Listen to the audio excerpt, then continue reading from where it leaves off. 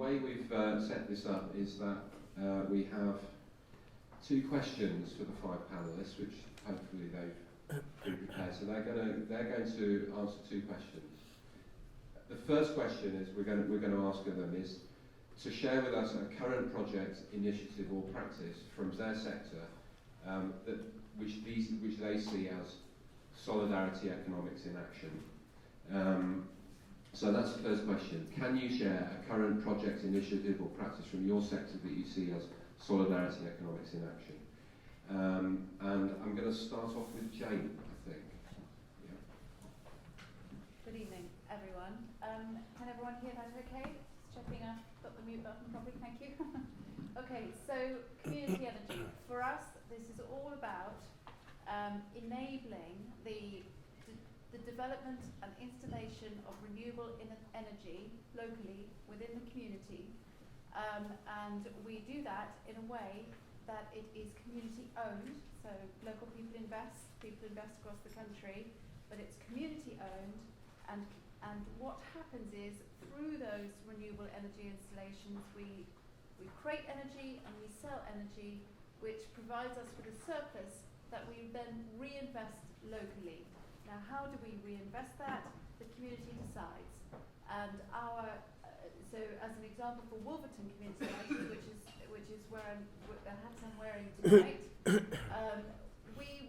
we are investing that to relieve local fuel poverty and to make it easier for the local community to become much more energy resilient. So we're trying to create a virtuous circle. So it's actually very simple, business model. So we own the installations, we make the energy, we sell the energy, we reinvest the profits. Okay. Thank you very much, Jane. Jason, would you like to respond to that? I'll go at the end. You go at the end. Okay. Hi everyone. I'm going to talk to you about platform cooperativism. Most of you have probably heard of platform capitalism, so organizations such as Airbnb, Deliveroo, Uber, and all the problems that they bring with them. What I'm going to argue is that it's not the technology that they're using the problem, but it's how they're using it, and that actually this technology could support the solidarity economy, the social solidarity economy. Now, let's just look briefly at what this technology is. First of all, what do we mean by platform? Now, a platform is simply the infrastructure that connects consumers with producers or producers with users and so on. And so platforms have been around for centuries. They could be markets, newspapers, but technology is transforming how they can operate. What is technology and the internet basically? What has it done? It's allowed us to reduce the need to own large assets, to initiate, own and manage platforms. It allows for simple and cheap ways to build and scale platforms. It facilitates easy participation and improves consumer and producer experience. It enhances the ability to capture, analyze and exchange huge amounts of data. And we know how all these aspects are being used against us, but could we actually use them to support a different type of economy? And if we look at some of the limits that we were talking about the current situation of social solidarity, so for example, scalability, isolation of initiatives, their sustainability, obstacles in setting them up at the start, and their survival in a competitive environment, we can see how some of these aspects could actually help us solve these issues. So the platform cooperatives movement proposes that we combine cooperative business structures and values with online platforms. And so a platform cooperative should aim, first of all, to be the actual platform to be collectively owned and democratically governed, share value between its stakeholders, provide fair and just working conditions, offer forms of social security to their members, and facilitate fair and just consumption. Fabulous. 3 minutes. Okay, so I'm going to talk about the food sovereignty movement. Which is essentially social solidarity economics in action. It's about people taking control of their food systems that work for people and for planet and not for profit. So within the UK, there's loads of examples of solidarity economics within the food sovereignty movement, and I think that's because the odds are stacked against food in general in the UK, with supermarket monopolies and agricultural subsidies really not supporting small-scale or agroecological farming. But I think the best innovations that I'd like to explore are the CSA movement, community-supported agriculture. Essentially, CSAs are about sharing the risk of food production between the producers and the consumers of that food. So in the conventional agricultural sector, if you have a bad season, crops fail, farmer loses out, you need subsidies to survive. Within the CSA movement, members put in money at the start of the season to support that farmer, whether the weather is good or bad, whether there's a good harvest, whether the locusts come, whatever it is. So some examples would be Chag Food in Devon, that runs CSA driven by horse-drawn kind of cultivation. They have about 60 members, 60 boxes. Members pay at the start of the season. The CSA that I run in Bristol is called Street Goat, and actually we're 9 households, 9 families that collectively keep some dairy goats together. And we take turns and shifts of milking these goats. And we share the costs and the responsibilities and the milk of keeping these goats collectively. And that can extend further to distribution as well. Manchester Veg People are a group in Manchester, obviously, that coordinate conversations between consumers like restaurants, hospitals and cafes with the producers themselves. And so produce is harvested, the produce is planned and grown specifically for the needs of the cafes and restaurants year on year. The farmers always have a market, they always can sell all of their produce, and the cafes and restaurants can go for those crops that they'd really like to see, stripy beetroot, purple carrots, things that you don't necessarily get otherwise. And all of this really creates a lot of resilience in the food system that doesn't exist otherwise. So it's a great innovation. I'd like to talk about something that's emerging rather than something that's actually here at the moment, and that is that in 2007, we did some work with New Economics Foundation of the changing nature of the labor market. We did a report called Self-Help and Mutual Aid, and we looked at women who were creating their own businesses, and also men, and at that time, 1 in 4 jobs in the country was actually supported by one-person businesses, very, very micro businesses. But since 2010, since the coalition government has happened, there's been a remarkable change in the labor market for a variety of reasons. But something like 2/3 of all new jobs since 2010 have been created really by one-person businesses. Self-employed people have been creating this. Now, why is this happening? Well, we know that unemployment has dropped significantly, and there is a huge amount of low-income poverty. And in fact, the self-employed people, 83% of self-employed people employ nobody else. So the vast majority of them are on their own. We did a report, just came out this year, called Not Alone, looking at the situation of self-employed people. Now, the income for self-employed people has dropped from $15,000 in 2010 to $10,400 today, or in fact, to 2014. So there's been a massive drop in income. And one of the reasons why there has been so much employment in this sector is because people have been forced off benefits to create their own jobs. They have no other choice, really.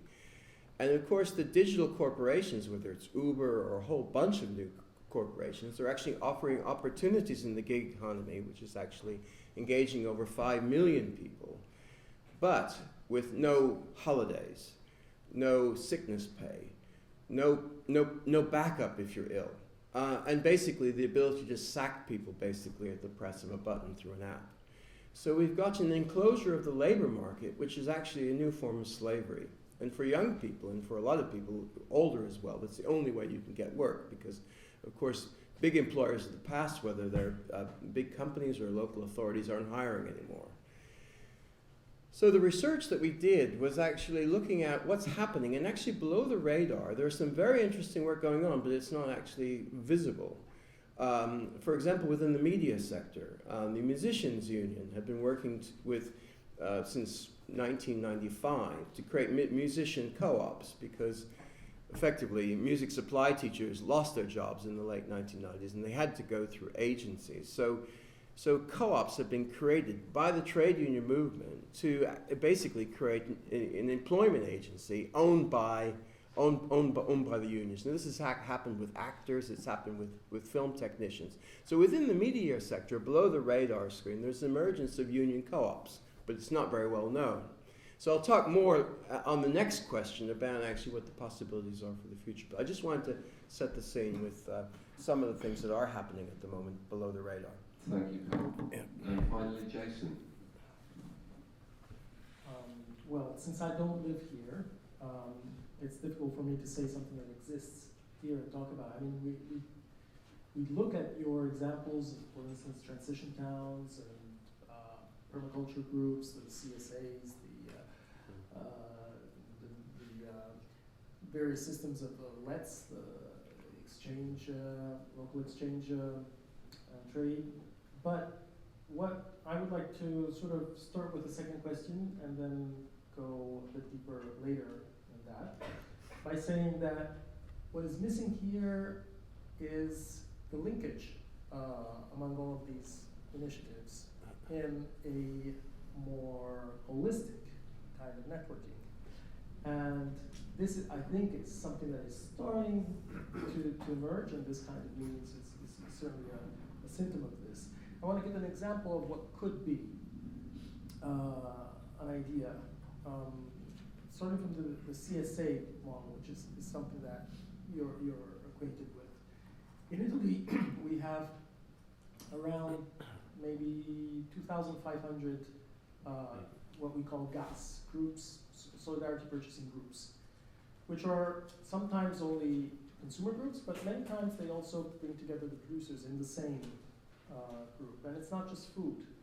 It's going through the energy. So we have purchasing groups for energy, for land. We have some groups that are buying land together. We have insurance, some care services, and many other things. But one example is that I think can give you an idea of the potential here is what happened around 5-6 years ago with a project called Made in No, where No stands for Novara. Novara is a city in the north of Italy. It was a very important textile industry district, and then with the whole delocalization of the Italian industry, it just collapsed. But there were a lot of high-level competences there, and this happened fairly recently. So what happened was that now that we do have networks at the national level of the buying groups, we could have the power to start restart some production that is needed. So there was a year-long survey of what could be a useful product to be co-produced by the buying groups and the local producers there. And it turned out that it was underwear.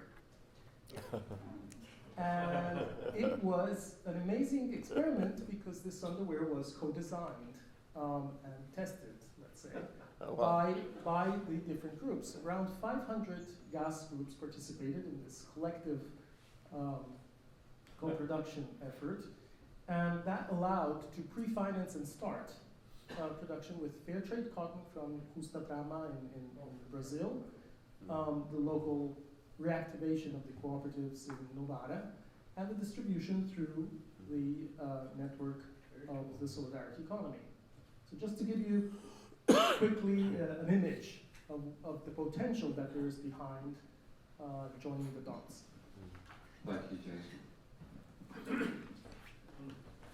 So, and I think Jason is kind of coming into our second question. It's the second question we asked the panelists to think about and give you their brief presentation on. The second question was,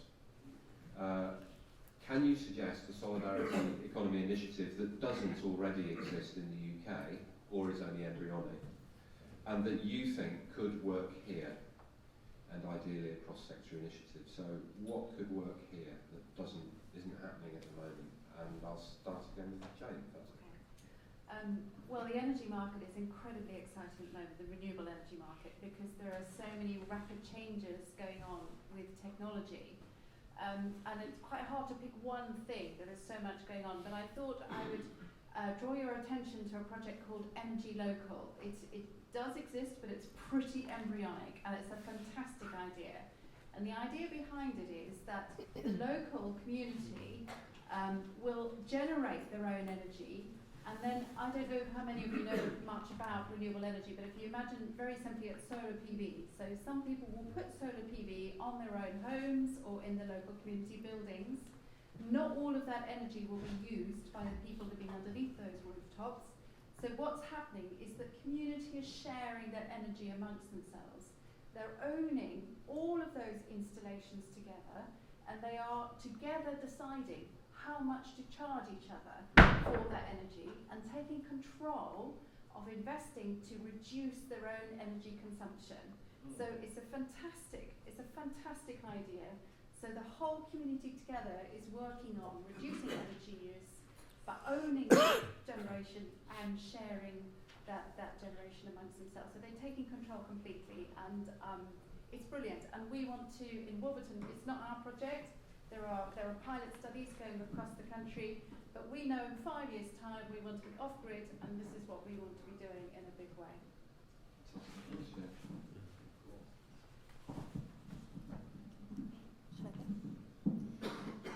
I'd like to talk to you about Fermondo. Now, Fermondo was launched in 2013 in Germany.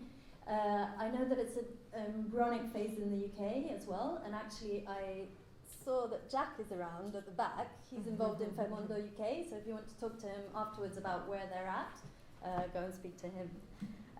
So Fermondo is a marketplace similar to eBay or Amazon, but it's set up as a platform cooperative. It sells products that are fair trade, ecological, or of small ethical producers, and it allows also users to lend and exchange products online. It's based on 7 principles, and I'll go through them briefly.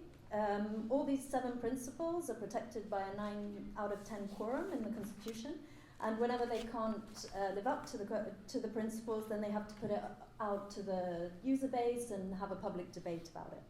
It's democratically accountable to all relevant stakeholders, and it's a multi-stakeholder cooperative, so all users, so the producers and the consumers are members, but also the employees. And anyone can join the co-op. One share costs around €10, but there's a cap of the shares to a maximum of 25k. The idea is that no one should be investing in the cooperative with the idea of making huge profits. They're committed to uncompromising transparency to the point that they're prepared to publish everything that they're legally allowed to publish.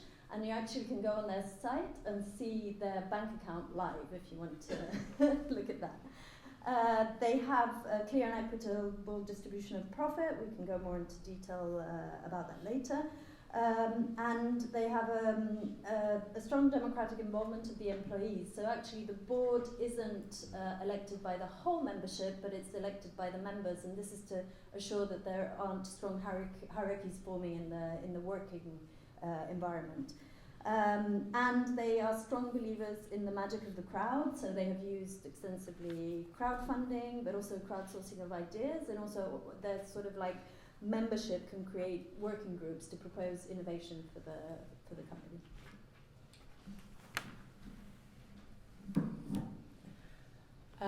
Yeah, I'd like to actually agree with what Jason said when he was speaking before, that a big one of the blockages that we have in the UK is our current status of our networking, how networks, the different projects and different parts of the different sectors as well are in addressing the social solidarity economy. And in particular, this seems strange in the food sector because nobody really, even anywhere, is linking up food and health, for example. Why are we not looking at social solidarity and health at the same time as food?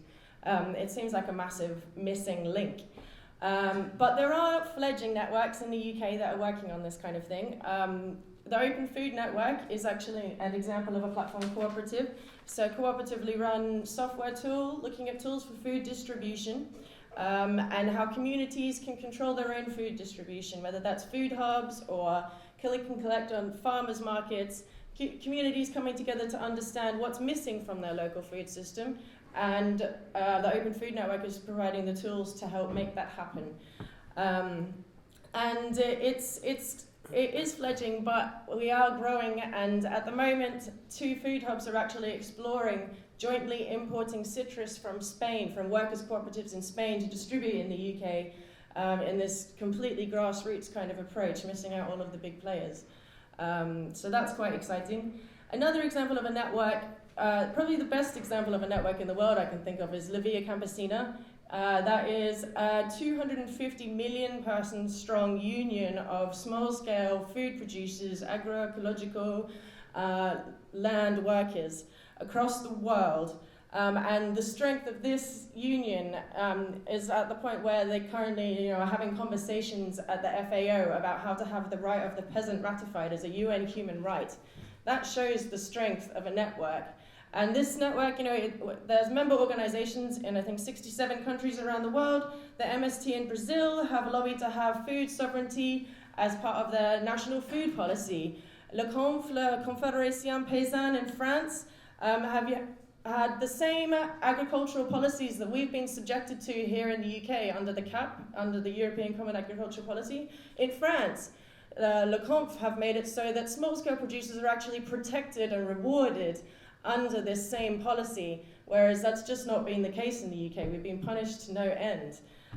So the power of these networks is extremely important right now. In the context of Brexit, we have a real opportunity to re-explore how we can do agricultural policy in the UK, and getting on board with the networks that do this kind of work is really crucial right now. Right, absolutely. Coming back to the precariously employed people, there's some very interesting work going on. It's been starting really it's over 20 years in Belgium, and a similar period of time in France. A new model called Business and Employment Co-ops. And of course, the report that we did for Co-ops UK and the Wales Co-op Centre in April on the precariat was called Not Alone. So how do we actually build solidarity for people who are self-employed and they're on their own? Well, in these models, the business and employment co-ops in France, they're spread all over the country, but basically they provide workspace, they provide back office services, they provide access to equipment, they provide solidarity, they provide a whole range of things, conviviality. They bring self-employed people together. And because people are collectivizing through the co-op, effectively they're banking in a fashion, while cash flow is a problem for self-employed people, the system actually pays people cash flow against their invoices. So actually they have a regular income, and they don't actually have to go into debt, basically, to borrow working capital to wait for the system. So the system in Belgium is interesting. They've spread all over Belgium, starting in places like Brussels, and they've acquired workspace, maker spaces. They just began kind of collectively renting them, but then as they got more people over the last 20 years into these spaces, they've bought with social banks like Triodos these workspaces. They now have 80,000 members. They're expanding into other countries like Germany and the Netherlands. We've been talking to them. We just spent a week with them in the summertime. And there's a group in Wales, and I live in Wales, called IndieCube. If you have a look at their website, they've developed maker spaces as well across Wales. They're now moving into England, but they're converting into a co-op, a multi-stakeholder co-op. Interestingly, Smart, which originally was making workspaces for artists and the creative industries, now it's almost all self-employed people in many, many industries. And they've converted into co-op. I mean, this year they're converting into a co-op. And we've been talking to the unions. Now, the old Iron and Steelworkers Union is now called Community Union. Now, Community Union is working with IndieCube to work on a joint union co-op model. That's really interesting. So, and in the US, for example, the US Steelworkers is now supporting the maker spaces. They've got the union co-op model. They've been working with Mondragon to develop it. It's developed in Cincinnati. It's developing in Los Angeles and San Francisco. And we had a workshop with the TUC about 6 trade unions in July at Congress House here in London, and the unions were very interested. you know, even some of the bigger ones like GMB. GMB, of course, is supporting Uber drivers in London in a legal case. So there is a conversation developing between union and co-ops, and that's not happened for probably 25 or 30 years. So it's really interesting, and we're continuing to work on this union co-op model and hope it'll emerge over the next 18 months. Thank you.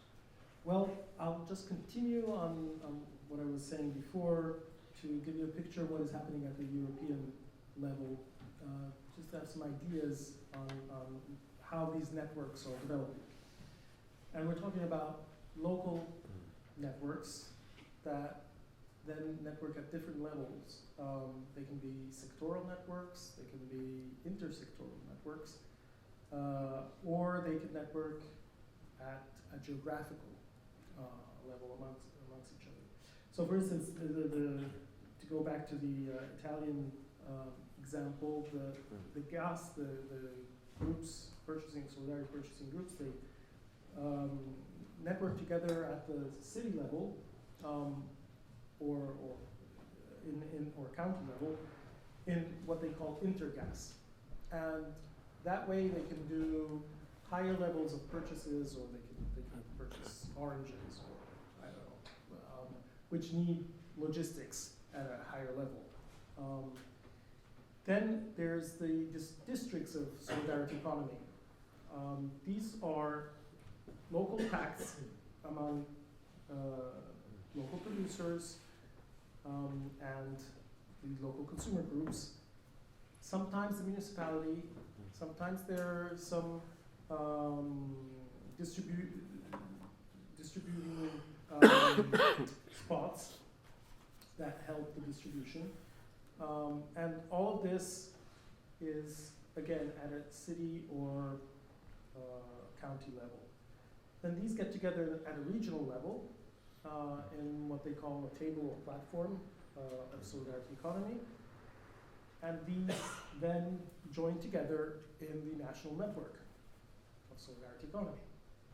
So this is happening in Italy, it's happening in Spain, where they're quite well distributed and organized. So there's they call it REAS, Red de Economía Alternativa y Solidaria, and there's REAS in the Basque Country, there's REAS in Catalonia, there's REAS in Madrid, there's all different REAS in the different states, and then they join together in the network of networks of solidarity and alternative economy. And then there's the same thing in France with the Mouvement d'économie solidaire. There's something that is growing similarly in Germany with the Solidarische Ökonomie Netzwerk, and in something in Belgium and in Greece. In the other countries, the networking is still at very local basis. But the interesting thing is that we're dealing now with recognition at the state level. And in France, you have a recent law in 2014, July, that has, it's a framework law that is defining what social solidarity economy enterprises and organizations are. There's a chamber for social solidarity economy. There's the pôle territorial, these districts that are defined as pôles in France, and in social markets in Spain, et cetera, et cetera. Now, this is not necessarily a hierarchical organization or representative organization. It depends on the way people and the culture in the country works. So in some countries where there is an institutional culture, a high institutional culture like in France, you have the different sectors that come together in la Chambre de l'économie solidaire, and there's the council and all the different institutional ways. In a country like Italy, it's much more horizontal kind of organizing, and there's less representation. So it's really a cultural difference in this sense, even if the cooperative movements are equally strong or weak, depending, and the other solidarity enterprise forms or consumer groups. So we're waiting for a UK We're coming. Thank you network. very much. We're coming. I hope, I don't know, in a year or two, Yeah. we could talk of what next. Thank you very much, Jason. So, I hope that was really thought-provoking. We've now got not enough time, because it never is enough time, but we've got 20 minutes or so to just open things up. Obviously, we'll be talking further after the formal part of the meeting. I'd like to. I said to Con, the price of me doing this facilitation is that I get to pitch my fledgling thing, which is something called the Worker Cooperative Solidarity Fund, which was a fledgling project started about 18 months ago, and essentially it's a trade union subscription model for individuals who are worker cooperators or supporters of cooperation to contribute £1 a week to a fund which will underwrite and guarantee worker cooperative co-education, organising and event building.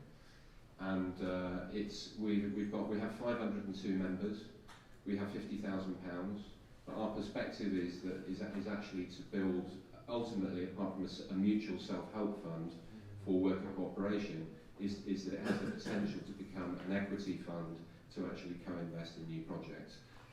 Solid Fund for short, www.solidfund.coop, C-O-O-P. If you're interested, would like to know more, it'd be great to have your support.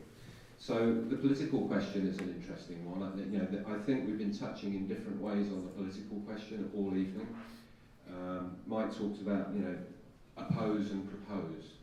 And solidarity economy is very much on the side of proposing, but we can see all around forms of opposition, people organising to resist some of the problems around housing, problems around work,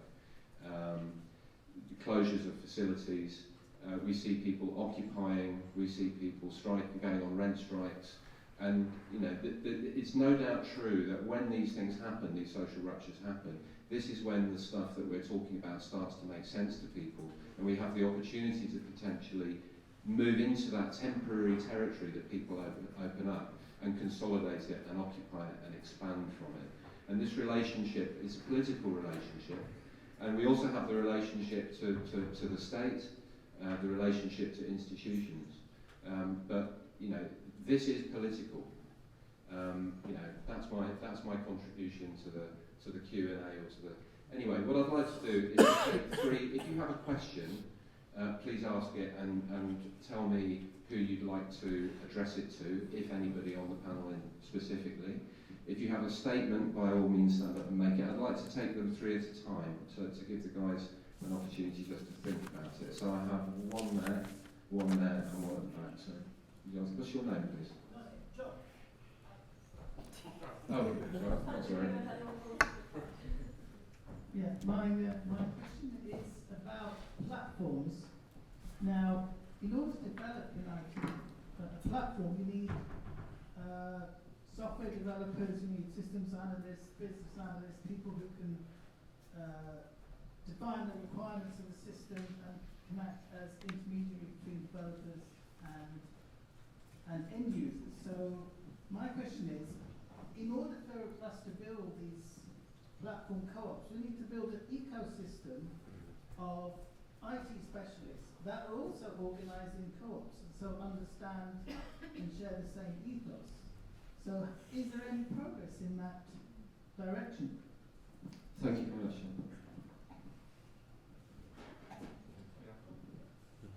Hello, Simon Taylor here, live nearby in central London. I'm concerned about everything everyone said on the panel in respect of your, in the context of your respective fields. Could one or more of the panel let everybody know what they think is the most important step they can take in the next few years with the political changes going on?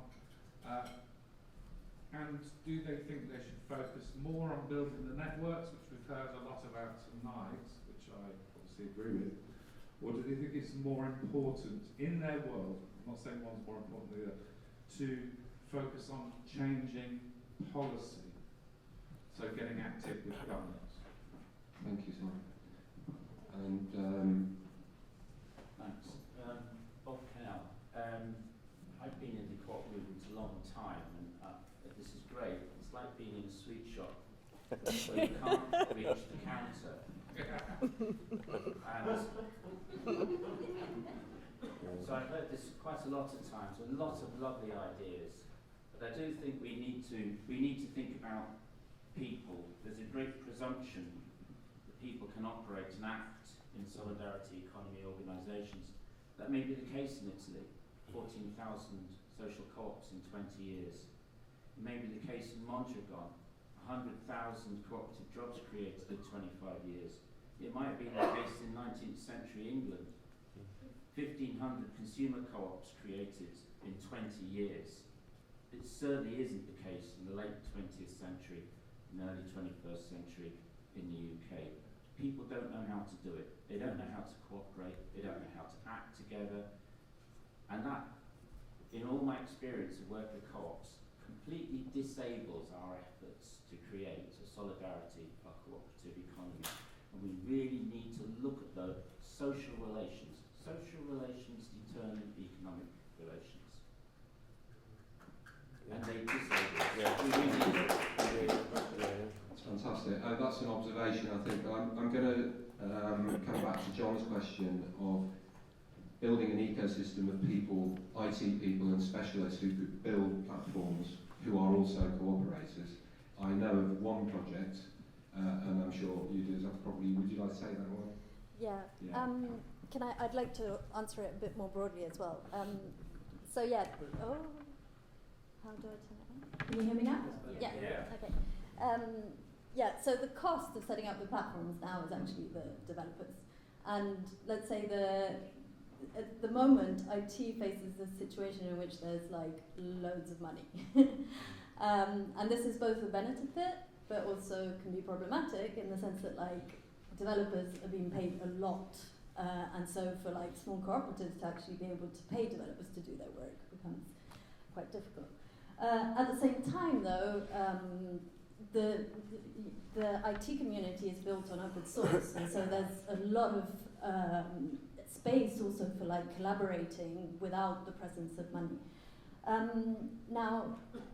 Just in the case of Fermondo, what they did was that they did a crowdfunding that allowed them to hire some developers, but they relied a lot on open source, and they also made their platform open source so that other people could then use it. And this is fundamental. If we want things to grow exponentially, or we need to be able to share the templates and the structures and so on to allow other people to use them.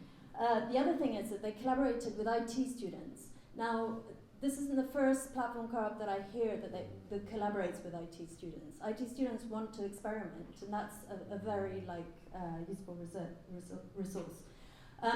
Talking about concrete examples, I was recently working for Outlandish. I'm also currently working for another tech communication cooperative. We're starting to see organizations that are transforming into a cooperative model and deciding to reinvest their surplus into socially useful projects. And I hope we'll see more and more of these. Thank you very much, Vika. And also, to mention that there is this going on. Outlandish, Agile Collective. There are new co-ops forming. There are groups converting to co-ops, and there is an event coming up in November 12th. It's in design at the moment, but it's being led by Outlandish and others, and it's basically to create what we call the Megazord. It's basically how the digital and tech co-ops come together to create something much more powerful. And there is a group on the Lumio platform called Digital Co-ops, if you would like to click on that and see what's going on. I'd like to go to Simon's question. Just to say, there's an Outlander here as well that you can talk about that. No, everybody's here. Talk afterwards. Leading the way. Should we be focused, in your world, is it about building networks or is it about changing policy at the moment? Who would like to take that one? Anybody got a kind of thoughts about that? I'm happy to answer. Hi. I don't think it's about either of those things, actually, for me. My personal view is the most important thing to do right now is to grow and consolidate and keep going in the face of, you know, very difficult times. If we don't practically make it happen as fast as we possibly can, then we will have missed our opportunity. So, and with that numbers of people, as we're hearing from all of the examples from around the world, that gives us scale and that gives us power, because there's an awful lot of people involved. And our voice, our political voice, will come from our feet being on the ground, having done it, and done it in a way that is big enough and noisy enough to be heard. That's my view.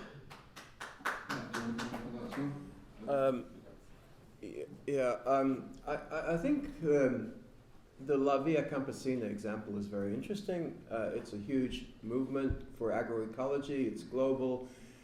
And what would be the urban equivalent? Because what's interesting about La Via Campesina, they're addressing the working capital question, the trade question, the policy question in terms of the World Trade Organization, the land question, the kind of supply chain and all that stuff. When they're trying to do it like the Saikatsu example as well, they're trying to move to these CSA examples. So what would be the urban equivalent? I think why I'm very interested personally in the precariat situation is because who created, Rochdale Pioneers? It was workers. It was workers who were being rack-rented by merchants, who were weavers, and they were being destroyed, and they didn't want to go into the factories.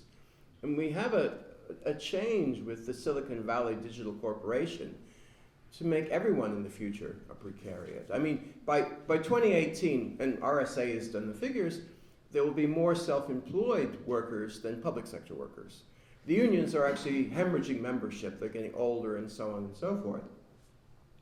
But your livelihood, your work, that's the existential question. That really is so important.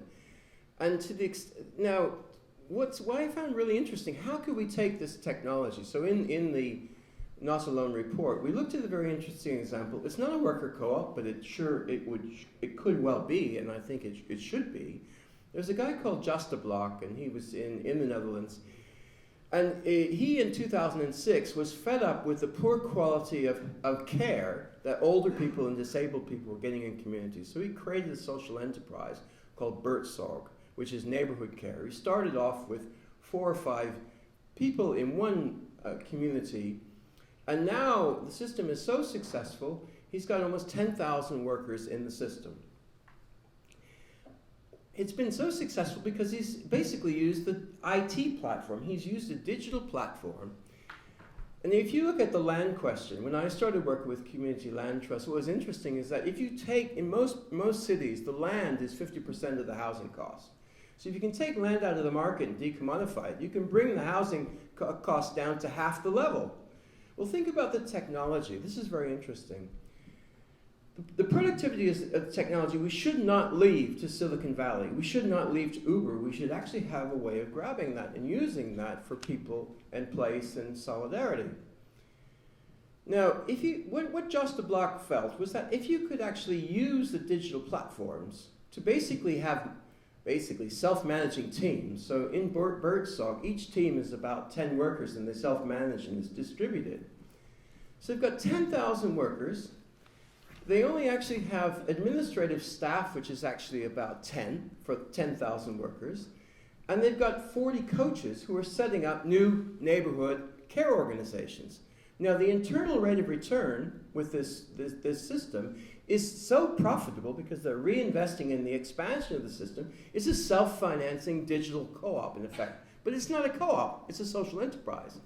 But it should be a worker co-op because it's worker self-managed, or a multi-staker solidarity co-op like in Italy with the service users and the workers in a co-productive system. So fantastic opportunity. What I'm hearing there, Pat, is that you're more about network building than influencing policy. No, the technology, it can actually be ours if we employ it to actually create this liberating form of economic democracy. Seize power.